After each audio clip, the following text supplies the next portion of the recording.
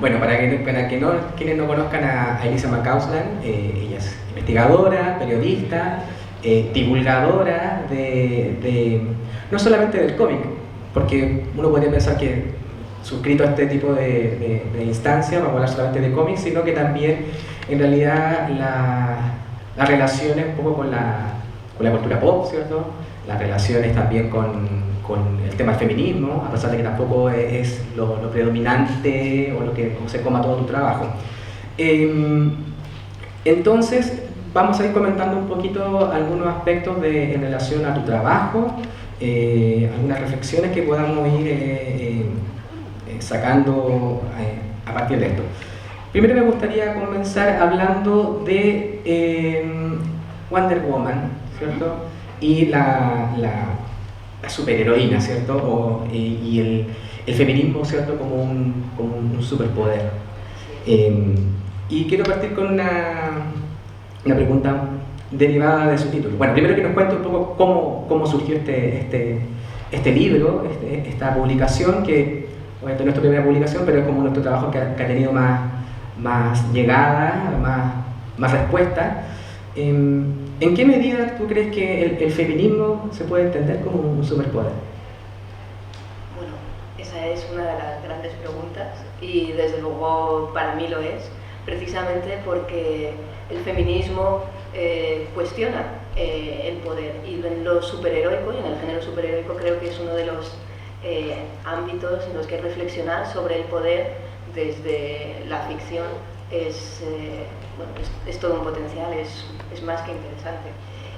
Respondida más o menos la pregunta, pero sobre todo agradecerle a Hugo y a toda la familia de los que habla la invitación, porque esto para mí es un honor, es un orgullo y es muy emocionante para mí estar aquí y con todo lo que está ocurriendo, porque perdonad además si me emociono un poco, porque todo lo que aterricé ayer y todo lo que he estado viendo hasta ahora además me ha puesto muy a recordar un periodo que para nosotros en España ya ha pasado 9 años, que es todo lo que estuvo relacionado con el 15M y posterior, y en realidad es bastante curioso, y desde luego llevo reflexionando bastante sobre ello, y a la vez cómo equilibrarlo con lo que sientes, y al final, como esto lo dice mi compañero Diego Salgado, muchas veces cuando se habla del tema de emoción y razón como algo que no está unido, o que como que siempre pensamos de una manera dicotómica en ello, y a él le gusta mucho decir que la reflexión es digamos como la más elaborada de las emociones, y en parte todo esto está un poco relacionado con eso, ¿no? Con hasta qué punto todo lo que sucede de una u otra manera siempre está luego presente en lo que pensamos, en cómo reflexionamos, en luego qué tipo de reflexión y pensamiento hacemos, ¿no? Entonces, permitidme que todo esto para mí también es parte de ese proceso, y Wonder Woman también tiene mucho que ver en ese proceso desde la más tierna infancia. El cómic estuvo en mi casa desde siempre, no solo el cómic, pero estuvo tanto el cómic como la literatura, como la música, todo estuvo siempre ha estado en el mismo nivel, en un sentido de hogar, y por lo tanto siempre estas jerarquías que muchas veces se hacen entre cómic, literatura sobre todo, ¿no? Y este tipo de codificaciones para mí nunca ha sido algo siempre ha sido extraño. Entonces, a partir de ahí, ves como todo lo emocional, lo que tiene que ver con tu educación emocional, te constituye mucho más de lo que crees, y desde luego cuando te estás también formando, como en mi caso estudié periodismo en la Facultad de Ciencias de la Información de la Universidad Complutense, y yo reflexionaba, seguía leyendo mucho cómic, y fue precisamente donde surgió esta idea de el arquetipo de la superheroína y a partir del viaje de la superheroína como un viaje feminista, también en contraposición en parte también a todas las reflexiones que siempre se han hecho en torno al viaje del héroe a partir de Campbell y demás, y también la idea arquetípica a partir de Jung, ¿no? Entonces, bueno, digamos que hay, luego puedes ver que arquetípicamente hay otros muchos viajes, por ejemplo a mí el alicístico de Alicia en el País de las Maravillas, de Carroll, me parece, de Lewis Carroll, me parece que es uno también de los arquetipos más interesantes, en el sentido también de todas las reflexiones que se pueden hacer en torno a la realidad, a la constitución, cómo el sistema nos constituye y qué vemos también a partir de ese reflejo y nuestro camino oscuro o ese negativo que en realidad siempre hay que enfrentarse a él de una u otra manera. Y ahí, bueno, pues fui construyendo un poco esta idea que en realidad provenía del propio arquetipo que ya había inaugurado, y que, en fin, constituye Wonder Woman. Pero bueno, el wake up, por así decirlo, el momento clave, tiene que ver con todos los cómics que se hicieron con el cambio de milenio, y en especial con Prometea de Alan Moore y J.H. Williams, y a partir de ahí estamos hablando de Alan Moore, un autor que trabaja el arquetipo como nadie, y a partir de su Prometea, bueno, pues fui alimentando precisamente esta idea que, bueno, luego sigue teniendo su investigación, y la tesis va también más por la vía económica, de economía política, es decir, todo el entramado industrial que también sostiene y todas las tensiones que se establecen entre lo económico y lo simbólico. Y lo que trabajé en el ensayo de Wonder Woman, Feminismo como Superpoder, es, digamos, más la parte histórica y en tensión también con el movimiento feminista y el mercado, ¿no? Y bueno, con esas relaciones también con otras expresiones de la superheroína en el audiovisual, aunque justamente el libro salió publicado justo antes de la película de Warner, de Patty Jenkins, entonces, y protagonizada por Gal Gadot. Entonces, digamos que en estos últimos 2-3 años están ocurriendo tantas cosas que es también muy interesante, como, bueno, en realidad es un work in progress, ¿no? Entonces, bueno, nunca creo que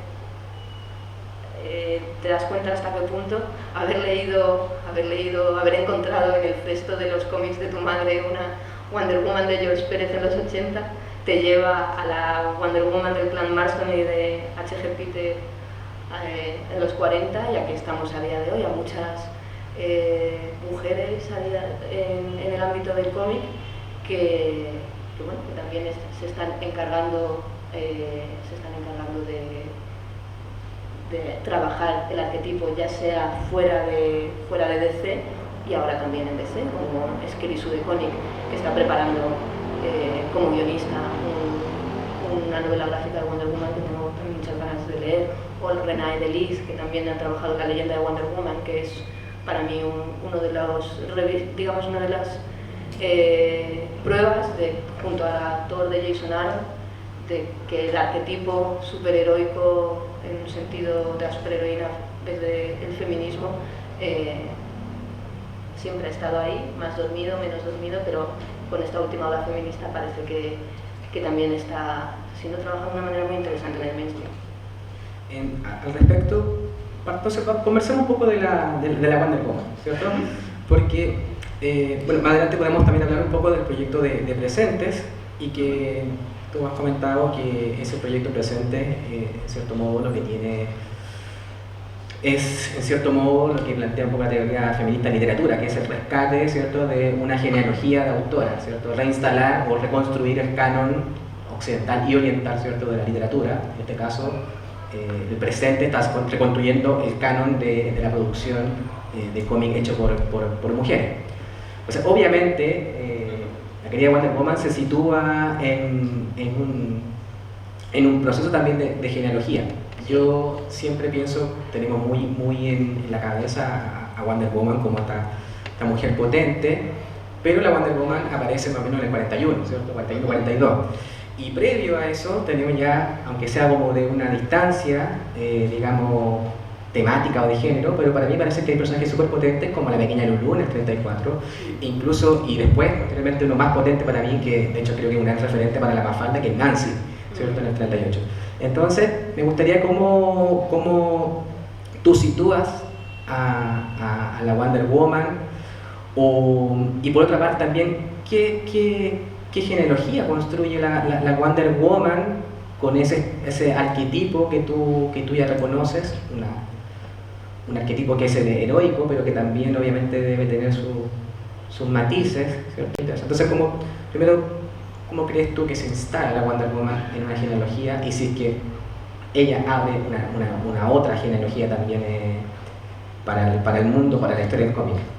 Bueno, ella dentro de la historia del cómic de superhéroes sí se considera, o sea, es considerada como, o yo la considero en ese sentido el arquetipo del que luego han bebido posteriores, también porque es el artefacto que condensa a sí misma, además, una ideología muy especial proveniente de quienes la conciben, que es el clan Marston, que está concebido, que está compuesto por William Moulton Marston, Elizabeth Holloway y Olivia Birney. Estamos hablando de tres personas que además vivían en una relación que podríamos tildar a día de hoy poliamorosa, pero vamos, que se habían logrado organizar de una determinada manera, ¿no?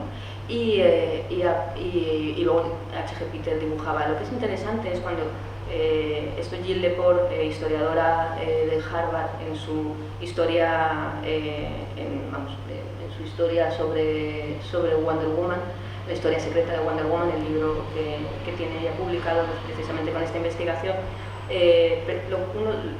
digamos que la clave de lo que traza, y es muy interesante porque empiezas a partir de ahí a ver que no es tanto en la genealogía del cómic como en la genealogía feminista donde se coloca también en ese sentido un artefacto tan especial como la Wonder Woman del clan Marston y H.G. Peter, y es el hecho de que Olivia Birney está vinculada al movimiento sufragista precisamente porque, por un sentido familiar, de influencia familiar, porque es sobrina de Margaret Sanger, que es conocida precisamente por su activismo a favor del control de la natalidad, en una época en la que, en fin, este tema era desde luego, incluso tan problemático como a día de hoy, ¿no? Pero bueno, estamos hablando de los principios de las pioneras en esta cuestión. Y a la vez también hay que entender que tanto Holloway como Marston estaban también muy influidos por el feminismo sufragista de Pankhurst y compañía, ¿no? Entonces, ahí hay un tema muy interesante que hay que tener muy en cuenta, porque eso está también en Wonder Woman. Hay un programa ideológico enfocado en esa ficción, y eso hay que tenerlo además muy en cuenta, incluso también en un sentido gráfico, porque H.G. Peter, dibujante de Wonder Woman, era además pupilo de Lou Rogers. Lou Rogers es el nombre que utilizaba la dibujante sufragista que también dibujó en una serie de publicaciones de los años 20, y entre ellas una de las publicaciones precisamente que editaba la propia Margaret Sanger sobre esta cuestión, sobre estas cuestiones del debate de siempre también público-privado, el control de natalidad, las asignaciones a género en lo que tiene que ver con la vida pública y privada, ¿no? Y esto, claro, parece que no, pero dices, ¿y está en Wonder Woman? Claro que está. Y además, por lo que es hiperpotente este cómic, es porque además esto confluye con, como te decía, con toda esta política que tenían psicológica que habían elaborado el clan Marston, aplicado a todo el tema mitológico desde una perspectiva muy pulp, y a la vez mezclado con una codificación muy pinapera, heredera de toda la digamos, historia, desde las Gibson Girls a las Vargas Girls, y el propio trazo de lo que se conocía como ilustración sufragista, ¿no? Entonces tenemos aquí de repente un caldo de cultivo maravilloso para crear algo completamente nuevo y revolucionario, enfocado además para niños y para niñas, y no tan niños y no tan niñas, incluso como un personaje que además era completamente pacifista. Toda su codificación tiene que ver con una introspección del yo bastante compleja. Estamos hablando de los brazaletes que lleva la superheroína, tienen que ver sobre todo con un tema de sometimiento de uno mismo a la propia voluntad. Esto es una cuestión bastante compleja y estamos hablando de un cómic en teoría para chavalada. Y por no hablar también de la otra idea también de sometimiento a uno mismo y a la verdad de uno mismo, ¿no? Que es el lazo de la verdad. A fin de cuentas, esto era una obsesión y un invento incluso que había patentado el propio Marston, la máquina de la verdad. Estaba obsesionado con esta cuestión, con la cuestión de, en el fondo, que fuéramos completamente honestas con lo que somos, lo que queremos y cómo conseguirlo, ¿no? Cómo proyectarlo y desde luego cómo pasar a la acción. Esto no es una tontería. Estamos hablando de un cómic y vamos, a mí me parece que es algo en ese sentido que no se ha vuelto a reproducir de esa manera. Y desde luego no como cuando lo guionizaba William Moulton Marston. Entonces tenemos aquí un tema que, por eso es incluso dentro del ámbito genealógico es interesante. Tenemos antes de Wonder Woman estaba, sin ir más lejos, un personaje que a mí me fascina, que es Fantoma de Richard Hans. Fantoma también habla de un tema muy interesante, muy potente, que podríamos digamos, reflexionar sobre ello ya a posteriori, ¿no? Como puede ser la propia Hulka, ¿no? Que es esa idea del tránsito, de cómo el poder también tiene que ver con un tránsito corporal, ¿no? Con una transformación corporal y además grotesca, ¿no? El superpoder que ejercita Fantoma, que además es bastante letal, sobre todo lo que ella considera que están atacando a su ámbito, que tiene que ver además con la naturaleza y demás. Entonces, bueno, es bastante grotesca y letal. Y es algo que me interesa muchísimo también, precisamente por la propia codificación de Wonder Woman, que tiene más que ver con la fascinación y la codificación de una superheroína que tiene mucho que ver con la seducción. A fin de cuentas, de ahí la codificación pinapera, ¿no? A la vez que no es tanto, porque esto es algo que hemos hablado alguna que otra vez con el tema, por ejemplo, de las superheroínas y la hipersexualización, ¿no? Muchas veces dejar el análisis solamente en esa cuestión cuando estamos hablando de que lo superheroico tiene muchísimo que ver con lo apolíneo. Entonces, hay veces que entrar en ese debate en lo superheroico me parece un poco contradictorio, ¿no? Hay que ver también como toda la idea incluso de este feminismo amazónico que planteaban el plan Marston de H.G. Peter está muy relacionado desde luego con lo corpóreo, ¿no? Y también vuelvo a decir, este feminismo amazónico que tiene que ver con cuando a las feministas precisamente se las llamaba así, amazonas, porque hubo una época en la que se hablaba también de este desarrollo equilibrado entre cuerpo y mente, ¿no? Y que las mujeres también tenían que desarrollarse y que eso no estaba reñido con ser más o menos mujer, ¿no? Dentro de esta codificación constenata. A mí especialmente lo grotesco me fascina, precisamente porque creo que todo es cuando toda la hipérbole, todo lo que tiene que ver con estirar el código, deja todas las estrategias de codificación sobre la mesa. Entonces es un poco como incluso si hablamos de la putificación, ¿no? O de esta idea como muy exagerada de ese código, ¿no? De lo hiperfemenino o lo hipermasculino, ¿no? Que en realidad te deja como muy claro que eso es una codificación y que no tiene que ver con asignaciones, tiene que ver con asignaciones y no con una naturaleza, con una norma y con todo. Claro. Bueno, a propósito también de eso, pensaba un poco en la genealogía, dentro de la misma genealogía de la Wonder Woman tenemos a Dina Robbins, ¿cierto? Que fue dibujante de la Wonder Woman y que después funda la Women's Comics, que es una de las revistas underground más importantes en torno al feminismo en la década de 70. Entonces también hay parecería que igual inconscientemente se instala una imagen también muy potente.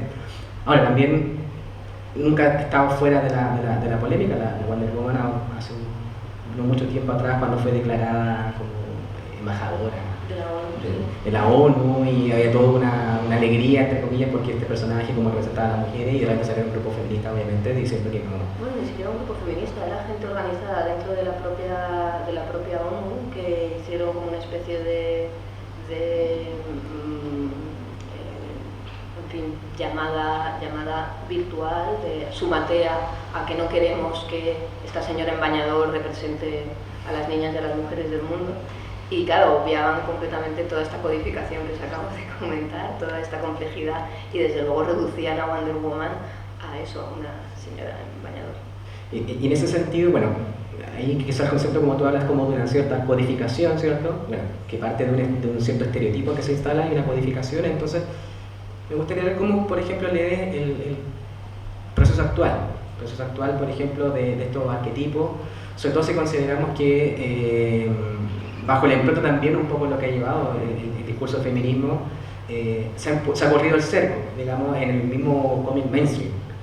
Entonces estoy pensando, por ejemplo, cómo tú lees esta misma codificación, este mismo arquetipo dentro de personajes contemporáneos. Pienso en la Spider-Gwen, pienso en la Chicardilla, pienso en todo esta playa de heroínas de Marvel, ¿cierto? La Capitana Marvel, Gamora, e incluso en grados menores, estas como heroínas que son como digamos, más fe, pero que también están presentes, como la Jessica Jones o Shuri, ¿cierto? La hermana de Black Panther. Entonces, ¿cómo tú crees que también empieza como a este sustrato, esa codificación, también está presente en esta heroína? ¿O en realidad tú ves que hay un distanciamiento de ese patrón?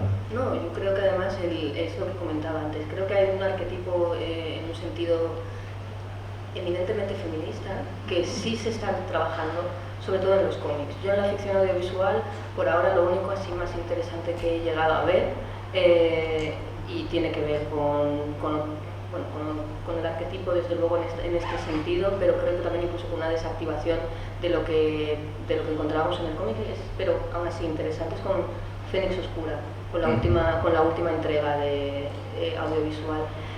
Es donde he visto un cierto tratamiento complejo y de trabajo también desde el arquetipo, que me parece bastante interesante.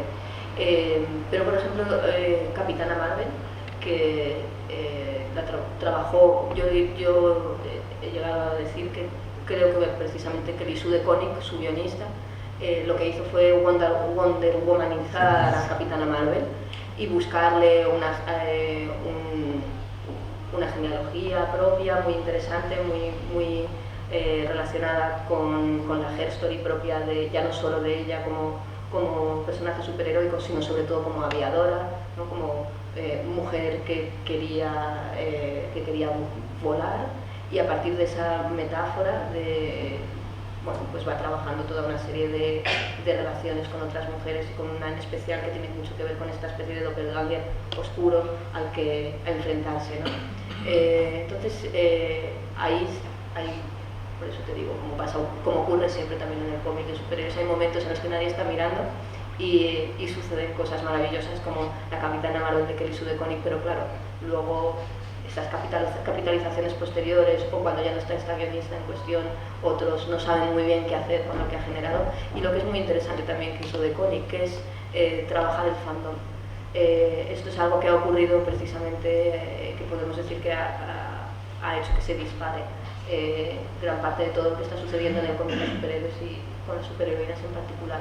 Y es que las redes sociales también han mostrado que los cómics de superhéroes no eran solo una cuestión de chicos, ¿no? Que también lo leían chicas, y que también sabían de lo que estaban hablando, lo que estaban leyendo, y sobre todo que habían detectado que en el pasado, cuando no había tanta publicidad, también habían ocurrido cosas interesantes, como la Batwoman de Greg Rucka, por ejemplo, de J.H. Williams, que también me parece muy importante y muy interesante también en un sentido arquetípico y que creo que ha sido otro de las que han nutrido esto que, bueno, que a día de hoy que nada sucede porque sí, ¿no?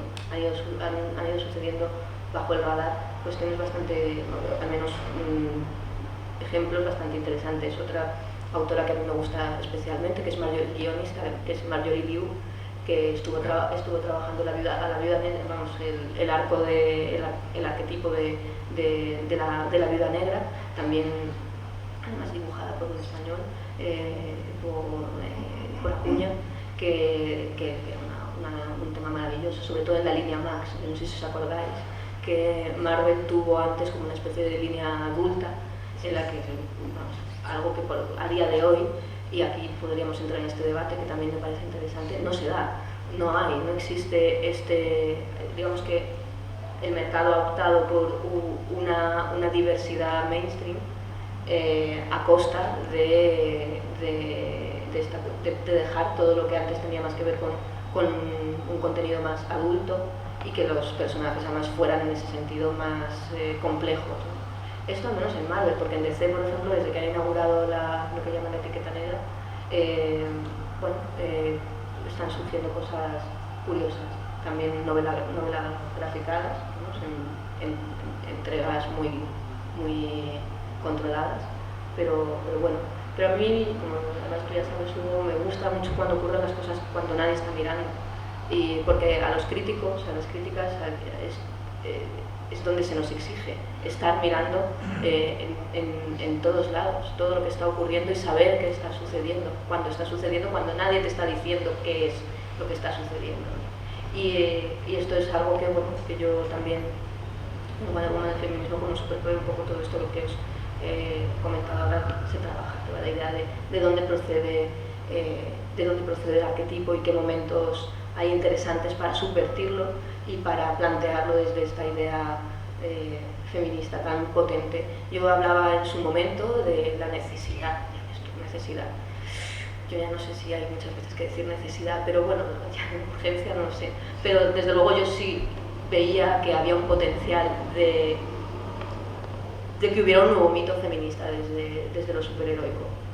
Y, o una renovación, si lo prefieres, o una nueva encarnación, ¿no? Y es algo que es curioso, está sucediendo, y ocurre que también ahora tenemos una oferta disparada. Tú has citado algunas de las que hay ahora, pero hay muchísimas. Ángela, por ejemplo, que también se ha recuperado en un sentido casi dentro del universo de Thor, Dios y diosa del trueno, también me parece que es interesante, ya ha pasado un poco por debajo del radar, pero luego ha habido otros intentos también con esta vía Wonder Womanificada, como puede ser, por ejemplo, América Chávez, que a mí es un personaje que parte de una propuesta de ciencia ficción muy interesante, y es que es hija de dos madres en un mundo completamente foráneo, que no tiene que ver con una dinámica espacial y un tema también de línea gestórica muy interesante, de abuelas, madres, y bueno, la propia Chávez, que al principio cree que no tiene este origen, que no sabe muy bien de dónde viene, y bueno, se intenta construir algo muy interesante, el propio superpoder que ella tiene, pero claro, intentan crear también a la vez como una especie de superheroína para latinos en Estados Unidos. Entonces, bueno, hay ahí un choque curioso, ¿no? Es una pena porque creo que bien, si hubieran dado un poco de tiempo, se hubiera trabajado de una manera bastante interesante. Parte de una idea curiosa. Gaby Rivera, la guionista, venía del young adult, de las novelas para jóvenes, como han hecho un poco en esta anterior política que había hecho Marvel de coger, fichar a determinadas guionistas, autoras, con una política muy marcada en su literatura y como puede ser Roxane Gay o la propia Nidhi Nalkomfor, que ha hecho a Vinti, Pinti como su novela y ha hecho los guiones de Suri, la hermana de Pantera Negra, y Roxane Gay también ha trabajado para Pantera Negra. Y bueno, es un poco dentro de la política identitaria que Marvel todo se ha hecho, o sea, apuntó y capitalizó en ese sentido, y lo que es un poco para mí triste es que vaya a terminar siendo algo anecdótico con el tiempo. Igual me parece interesante como esta mirada un poco también hacia el mainstream, porque creo que una de las grandes, para mí, problemáticas que veo en relación al cómic hecho por mujeres es que también es arrogarle ciertas temáticas o ciertos espacios como que solamente fuera un cómic para las cosas de mujeres, como si eso tuviera algún sentido, y que efectivamente en el mainstream están pasando como cosas muy importantes y muy relevantes. En ese sentido también me gustaría cómo ves efectivamente cuando entran todas estas nuevas miradas o estas tensiones, cómo tú estas tensiones, por ejemplo, en el fandom. Me acuerdo claramente el tema que todavía está presente el Comicsgate, ¿cierto? También esta editora de Marvel que subió una foto con el equipo y la subieron y la bajaron, que estaban culpando de que las ventas de Marvel bajaban, producto de la aparición de esta agenda, digamos, ¿cierto?, feminista, y bueno, esa portada clásica, ¿cierto?, de la polera de la agenda feminista. Entonces, ¿cómo ves tú estas tensiones también entre el fandom, del mainstream, ante la entrada de estos temas?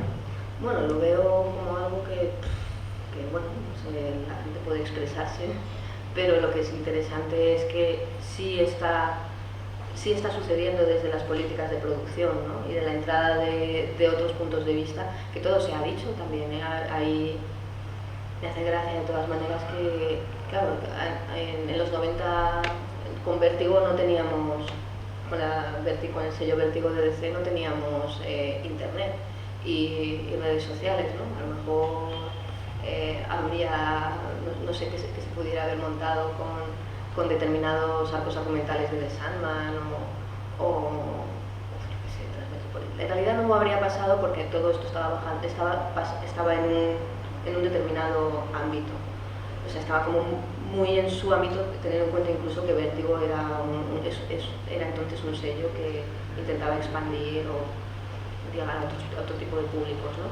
Pero lo que sí veo curioso es que, bueno, es complejo en el sentido de, tampoco es tan complejo, en realidad da igual, que la gente se exprese me parece bien, que la gente haga bullying me parece que no está bien, eso ya es algo completamente ya, digamos, denunciable y demás. Pero aquí lo que ocurre siempre con el mainstream es que donde lo que va a terminar indicando que vale o no vale al final es que vende, que no vende, y que influye y cómo influye. Lo interesante es que hace un tiempo se decía que en el cine, por ejemplo, los personajes protagonistas femeninos no vendían, ¿no? Y ahora parece que esto no está tan claro, ¿no? Cuando luego además eran afirmaciones que tampoco eran del todo ciertas, porque tenemos a Katniss Everdeen, Jennifer Lawrence en los Juegos del Hambre, o tenemos también Crepúsculo, que nos puede gustar más o menos, pero también tenía a una protagonista que yo no sé si habéis visto la última película, pero yo sigo diciendo, aunque la última, Feliz Oscura, me ha gustado mucho, que es de las mejores entregas audiovisuales de aventuras de mutantes. Así, claro, lo digo porque la última secuencia es increíble. Ver en una película que está catalogada para adolescentes decapitaciones, yo sigo diciendo que me parece que esto es un mainstream que se le pasó a la crítica muy por todos lados. Yo cuando vi esa película dije, no, esto es increíble, esto es fascinante, a la par que no sé muy bien qué decir de ello, ¿no? Aunque sigo diciendo que esa última secuencia para mí es lo mejor que he visto hasta el momento, de luchas entre mutantes, ¿no? Más bueno, es decir, Patrulla X no lo haga. Y luego también estamos con todo el tema de la propia estandarización que ha traído la propia Marvel a todo lo que tiene que ver con el audiovisual, que también repercute en los cómics. Estamos siempre como muy con la idea de que si el audiovisual es muy potente, los cómics van a estar ahí. Y yo lo sigo diciendo, aunque ahora mismo hay un audiovisual interesante en el sentido de quién lo protagoniza, que en este año tenemos Aves de Presa, tenemos también a Wonder Woman 1984, tenemos película de La Viuda Negra, por fin, después de 10 años. Pero bueno, a la vez, este típico comentario de bueno, ya teníais una, ¿por qué no queréis? Te estáis pidiendo más. O sea, son cosas como un poco como, no sé, todo lo que tiene que ver con el fandom de señores y con el fandom machirulo, yo suelo tender más a ignorarlo y a que las compañeras y compañeros que se organizan para comentar lo que les gusta, escribir sobre lo que les gusta y demás, un poco en la lógica del fandom, también del propio prosumo, de hacer incluso a partir de lo que te gusta tus propias historias, creo que es desde luego una vía completamente respetable y sobre todo en el sentido de análisis. Creo que es muy importante también en cómo se han trasladado puntos de vista y cómo han trasladado voz a cuestiones que antes eran generalizaciones vacuas y prejuicios, ¿no? Entonces, bueno, no sé si he contestado muy bien la pregunta, porque es que todo este tema para mí es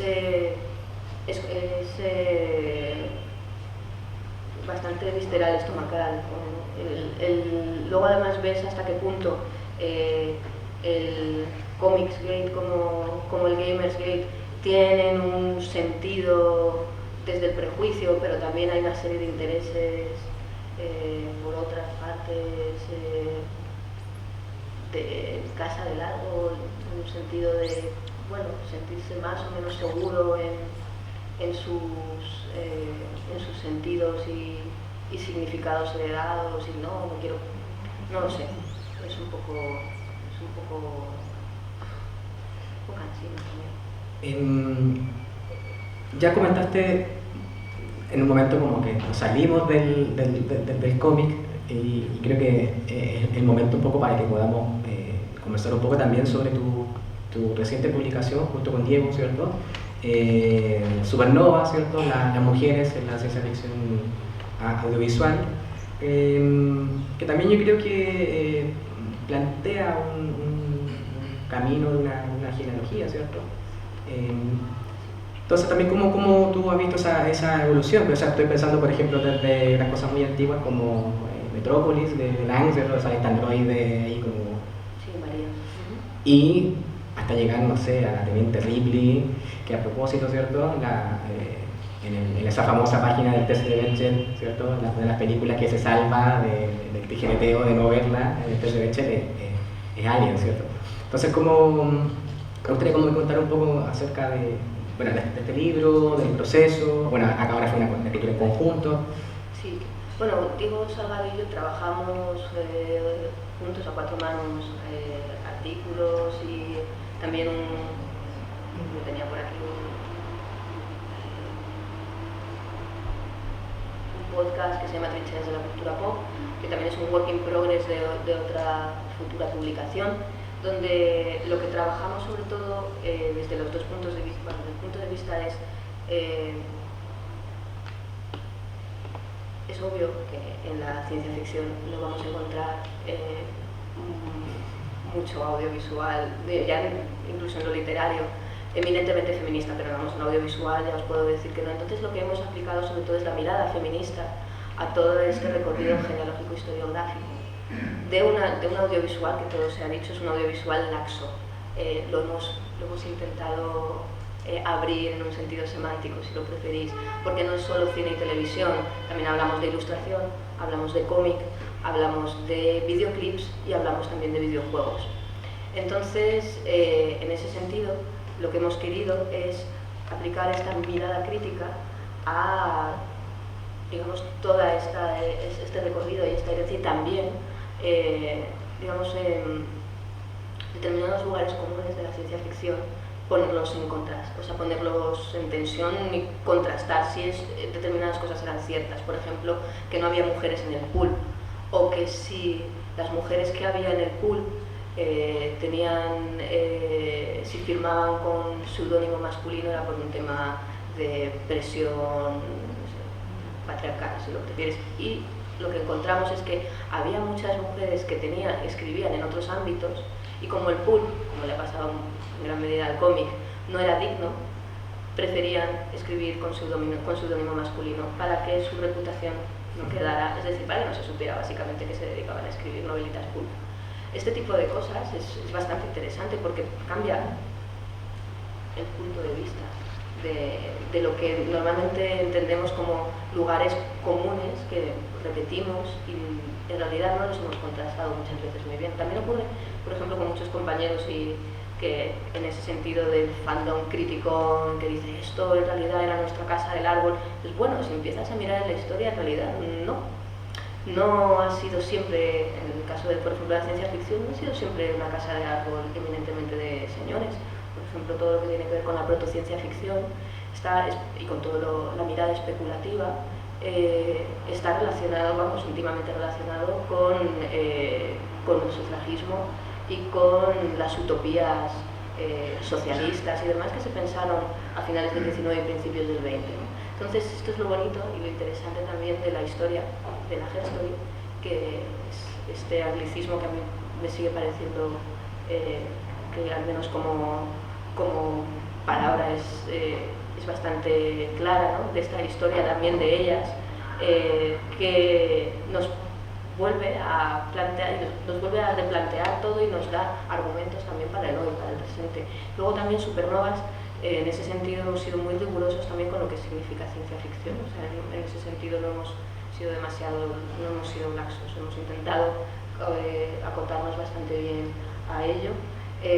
Y luego, si nos tenemos que quedar con uno de los múltiples feminismos, de las miradas feministas, Diego y yo nos quedamos con el feminismo del extrañamiento, que también está en ese sentido en Wonder Woman, el feminismo como superpoder, porque para mí Wonder Woman, pues por lo que es fascinante, por lo que creo que fue también un artefacto, vamos, un auténtico ovni en los 40, es porque era una auténtica alien, era un planteamiento alien, imaginaos una mujer con poderes y con un planteamiento cultural feminista completamente radical y distinto, que ha sido criada entre mujeres, llega al mundo del hombre, entre comillas, al mundo patriarcal de los años 40, ¿no? Es auténticamente un alien. Y en ese sentido, y es lógico que ese extrañamiento te haga preguntarte a ti misma exactamente de qué estás hecha también, ¿no? En el sentido de hasta qué punto, cómo te ha codificado esa sociedad, ¿no? Y es para mí un artefacto que te ayuda a visibilizar todas esas estructuras, ¿no? Y eso es lo que hemos buscado también en Supernovas. Precisamente en Supernovas también hay un capítulo dedicado a las superheroínas en un sentido de tecnoheroínas, que es uno de los planteamientos también que hace Alan Moore a propósito de Prometeo.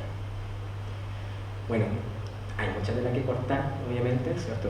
Pero también va a estar más días acá en el evento, así que se podrían hacer más cosas, por ejemplo, esa de fucsia, ¿cierto? Yo si quieres paso rápido un poco por el tema un poco activista, porque Hugo y yo siempre cuando hablábamos de cómo se puede viajar, y también ha estado en la sesión de hoy, cómo se puede viajar de lo institucional a lo activista, de la universidad al periodismo, es decir, para mí, y esto también es algo que era el propio Marston y el clan Marston una de las cosas que me interesaba especialmente es esta idea del anfibio cultural.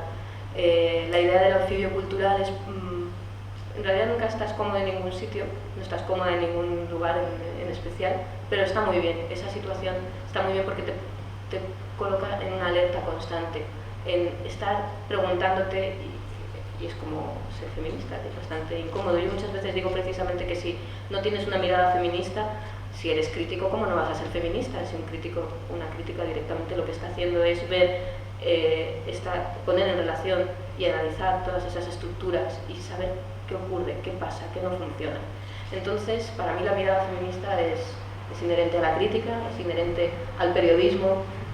Si no eres feminista, si no eres crítica, no eres un buen periodista, no estás haciendo periodismo, al menos desde mi punto de vista. Y luego, toda la actividad que también me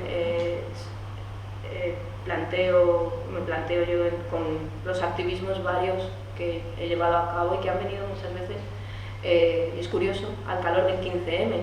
Este proyecto, que es Sangre Fucsia, es un proyecto en el que somos 6 compañeras que trabajamos de manera asamblearia en un podcast que ya está a punto de cumplir los 200 podcasts, donde, esto lo dice mucho mi compañera Gael, nos gusta decir que planteamos el programa siempre como si el feminismo ya hubiera triunfado, ¿no? Como si no, entonces no hay un tema especialmente negativo, planteamos todo desde un sentido incluso optimista, proactivo y aunque sí, desde luego hay bastante crítica.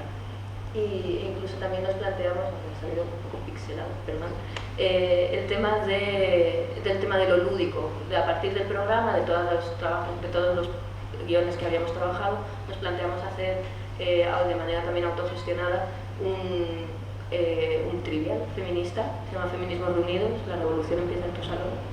Y bueno, a partir de ahí capeamos un poco la idea del trivial y nos inventamos esto que ya va por la 3ª o 4ª edición. La ironía de todo esto fue que al principio lo hicimos un poco como de andar por casa y demás, la idea de hacer. Hubo al final tanta demanda en el crowdfunding que planteamos que tuvimos que, y aquí las ironías del mercado, tuvimos que plantearle la producción a una empresa que se dedica a hacer esto de manera profesional. El diseño era nuestro y las preguntas y todo, quiero decir, la producción, porque si no nos hubiéramos autoexplotado hasta límites insospechados. Y teniendo en cuenta también que todo lo que recibimos es para el propio proyecto nuestro, es decir, el proyecto no solo de Sangre Fucsia, sino de la escalera, es decir, está todo reinvertido, nadie se lucra con ello. Y teniendo en cuenta además que Sangre Fucsia tiene lugar en la escalera Caracola, que es un espacio autogestionado por mujeres y mujeres, personas trans, y bueno, y ahí estamos, es eso. Y lo otro es, aunque ya hablaremos mañana, también del colectivo de autoras de cómic, también nace al calor del 15M, de las reflexiones a partir de ese momento, de esta idea de darnos cuenta de que éramos muchas más de las que creíamos, pero estábamos todas desperdigadas, y en el momento en el que te das cuenta de que somos muchas, pues se pueden hacer cosas juntas. Y uno de los proyectos fue precisamente Presentes, autoras de TV de ayer y hoy, y que es curioso porque, hablando de las tensiones entre lo institucional y lo activista, quien planteó el proyecto es precisamente la ECIP, que es la agencia cultural, la parte de cultura de la agencia de la promoción de la cultura en España desde el Ministerio de Exteriores. Entonces, bueno, pero a nosotros nos parecía que era interesante plantearlo y desde luego crear con ello un artefacto que nos permitiera establecer relaciones con otras compañeras en otros lugares. Y así ha sido. Inauguramos en su momento en la Academia de España en Roma, en Italia. Tenemos muy buenas relaciones con las compañeras, con las autoras italianas. También estamos hermanadas al colectivo francés de autoras de cómic, que nacieron unos años después que nosotras. Y luego, precisamente también cuando trajimos la exposición a Córdoba, Argentina, permitió que con Mariela Acevedo intercambiáramos una serie de ideas y demás, y bueno, y la idea de que Mariela enseguida dice, nos tenemos que hacer un presentes a la Argentina, ¿no? Y también estábamos hablando que cada chilena probablemente también pudiera ser una idea. Nosotras encantadas de lo bueno de cuando las cosas ya han tenido su prueba error, hemos sufrido y hemos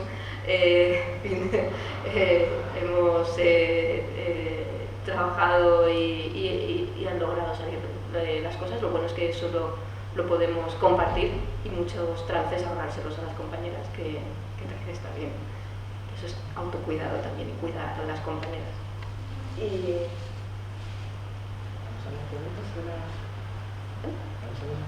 pasamos a las preguntas. Yo os paso algunos pósters que hay por aquí de compañeras doctoras de cómic. Bueno, queda poquito tiempo, unas 2 preguntas, pues si tienen alguna interrogante, inquietud, Mara. A ver si pasamos para allá el micrófono.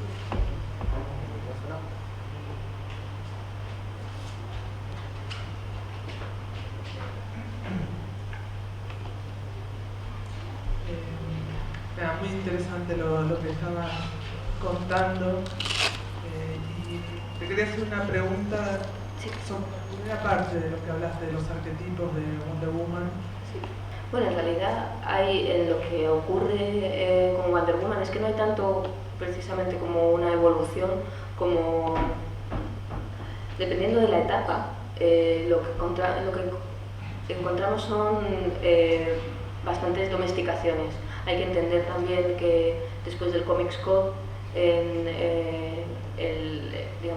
lo que deciden las editoriales de autocensurarse en un sentido para que no viniera una censura o un código desde fuera, después de todo lo que ocurrió en los años 50, a partir de las críticas que se hacían a los cómics por, en principio, yo diría subversivos, o que consideraba que eran malos ejemplos, ¿no? Entre otras cosas, a Wonder Woman, Fredrik Wertham la acusaba de propiciar conductas lésbicas y demás, ¿no? Entonces, todo se ha hecho. A veces me dan a decir, sí, era un poco obvio, pero ¿y qué, no? Pero bueno, hay que tener en cuenta que el Comics Code, por ejemplo, domesticó, cerró muchísimas cabeceras, y a otras, para poder seguir perviviendo, las domesticó de una manera también muy interesante, porque hablaba de las tensiones del momento.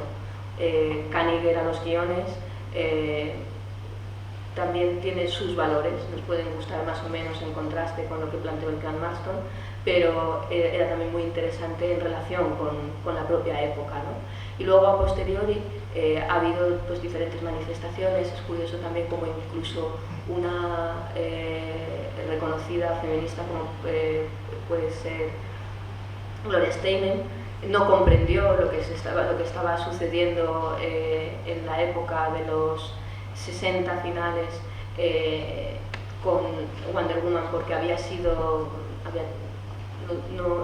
una época en la que no tenía sus poderes, era solamente Diana Prince, y en cambio había autores como Delany, que a los que os gusta la ciencia ficción sabréis, además de su compromiso con una ficción comprometida y social, tenía un planteamiento bastante interesante, revolucionario en un sentido, y Gloria Steinem, que estaba en esos momentos cerrando el lanzamiento de su publicación Miss, bueno, no solo suya, las compañeras también, pero ella tenía precisamente esta fijación de utilizar a Wonder Woman en la portada del primer número, como sucedió, y fue por lo que presionó en parte a DC y para que le devolvieran sus poderes. Hay que tener en cuenta también todas las relaciones de Warner-DC en esa época, que también era quien editaba la Miss, a la vez que estaba lógicamente relacionada, sustentando DC. Entonces es curioso cómo hay variaciones. Hay que Gloria Steinem podría decir, bueno, además ella se acordaba de los cómics de Beth, de Marston, y incluso una de las cuestiones que sucede también es que se hizo un librito recuperando algunas historias de Marston para vender junto a la MIS, ¿no? En determinadas suscripciones y tal. Bueno, entonces hay que tener en cuenta ahí que en el momento en el que tenemos una superheroína de casi 80 años, y dependiendo de la época, ha habido unas tensiones con ella como personaje muy interesantes y que hablan, como digo, de cada una de las épocas. Después vino la serie de televisión, que también, digamos, que llevó a Wonder Woman a otros públicos, ¿no? Y en todo esto siempre ha habido una relación, también ya cuando, por ejemplo, pasa todo el tema audiovisual, con otro tipo de manifestaciones, como puede ser como otro tipo de personajes, como la mujer biónica, Isis en los 70.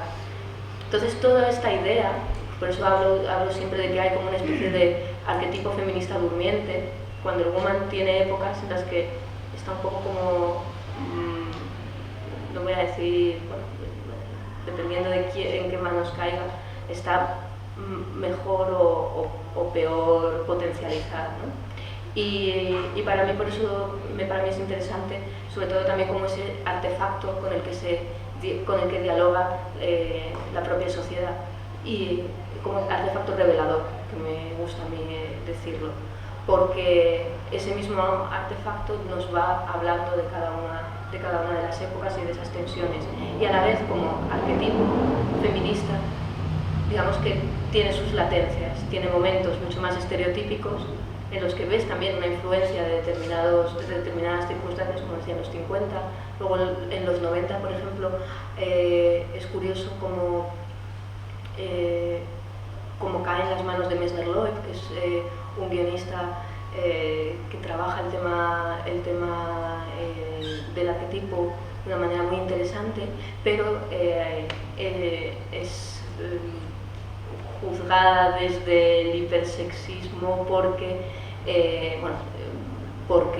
la dibuja un dibujante brasileño que es Deodato Júnior, que la hace, bueno, yo creo que estira tanto el código que a mí me parece fascinante, pero a mí es una de mis etapas favoritas y esto lo he tenido que defender muchas veces, que es como no lo veis, es increíble. Amazonas son eso, desde luego, seres como completamente salidos del código de la normalidad, desde luego lo son, pero por eso ahí hay una complejidad bastante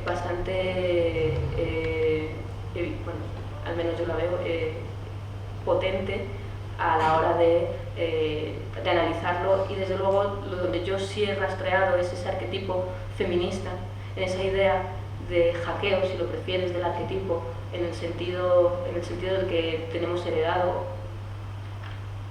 porque además, como siempre podemos plantear el arquetipo del superhéroe, y como esta idea de la superheroína y de ese camino de la superheroína como feminista tiene que ver precisamente con lo que plantea la Wonder Woman original, que tiene mucho de que nos demos cuenta hasta qué punto antes de pensar en ese cambio exterior, darnos cuenta hasta qué punto el propio sistema también lo tenemos completamente insertado en nosotros, ¿no? Entonces eso es un poco lo que he ido rastreando también a lo largo de la historia de las distintas manifestaciones de la superheroína, y que luego he ido pues como detectando cuando ha habido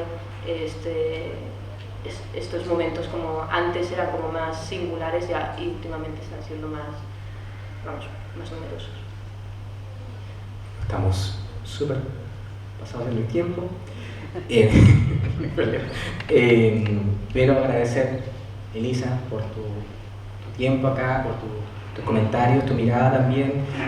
Esperemos que tu libro llegue pronto, sabemos que en algún momento deberían llegar, así por favor denle un aplauso a Elisa por hablarnos también un poco, es importante abrir la mirada a esta mirada un poco académica también, pero de la crítica hacia el mainstream, que también tiene mucho que decir, a veces como que lo miramos un poco por debajo, y creo que hay harto que decir. Y bueno, también... Tú sabes bien que la academia es algo que a mí me parece que es uno de sus puntos más débiles en ese sentido. En el también o verse con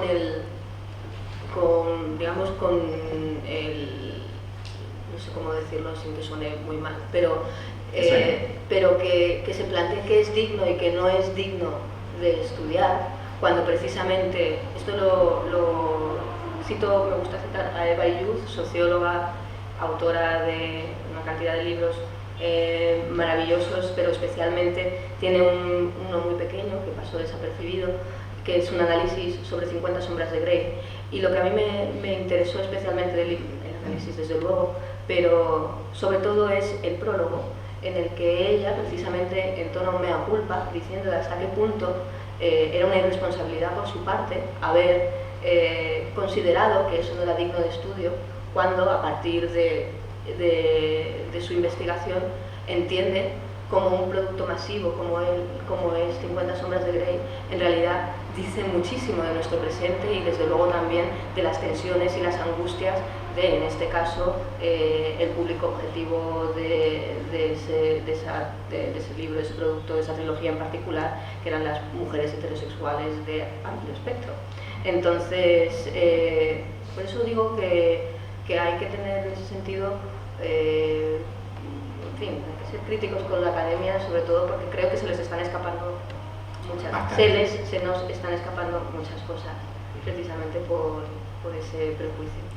Para cerrar esta primera jornada, solamente recordar, mañana continuamos desde las 9:30, tenemos la mañana una mesa sobre cómica y historia y también una mesa sobre crítica de la historieta latinoamericana. Paralelamente vamos a tener un taller sobre fanzine ilustrado con Paula Martínez y Romina Peña, que es parte de nuestra invitada de Concepción, para que no se lo pierdan, pero no va a ser acá, sino que va a ser en la Casa de la Corporación de la Cultura de Los H, ahí en Cumming. En la tarde tenemos una mesa también de imágenes del terror en Latinoamérica, y en la parte final de la tardecita vamos a tener el espacio para nuestra ciudad invitada, con tremendos invitados que tenemos de Concepción, el panorama de Concepción. Vamos a tener también un conversatorio con Claudio Romo, nuestro invitado importante, Alexis Figueroa y las chicas que ya comenté que van a hacer el taller de fanzine. Y en el caso de Elisa, tampoco olvidarnos de que el viernes tienes un taller de 11 a 1 sobre Exprésate el fanzine ayer y hoy, y por si quedaron con preguntas sobre los proyectos de Presentes o Sangre Fucsia, cerramos el día viernes también con un súper conversatorio sobre mujeres en el cómic, la historieta como espacio de resistencia, con Mara Burkhardt, con Isabel Molina y con Elisa, así que también traigan sus preguntas. Bueno, vengan a todo eso. Muchas gracias.